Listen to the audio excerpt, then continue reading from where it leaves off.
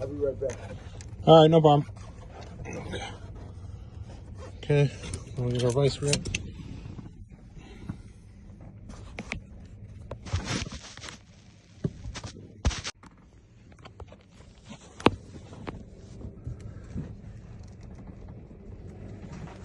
Okay, you can actually see it a lot better through here. It may not need to be picked, it probably does, but I did see that sidebar already move.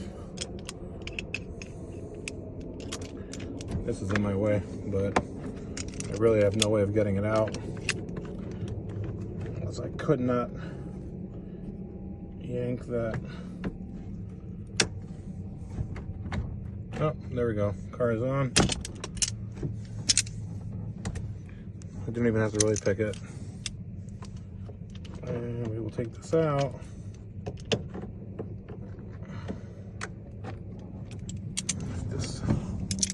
Okay, put it in reverse. Keep your foot on the brake if you're doing it this way. And then there's a little pinhole right up here. We have to turn the car to the on position. Push that pinhole in and the ignition will come out. So that's why you put the car in reverse, so you don't kill the starter. Okay, it's on right there. Ignition is out. Now let's see if there's a code on it. If there is, I can cut a key to it. And if there isn't, and there is not. So yeah, this ignition definitely was replaced.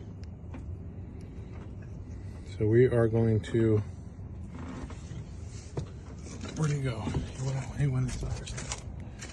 All right, well, basically what we're gonna do is,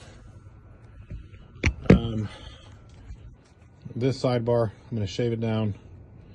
That's what prevents it from turning. And now any key will turn this ignition until he puts a new one in. And he can go buy one from.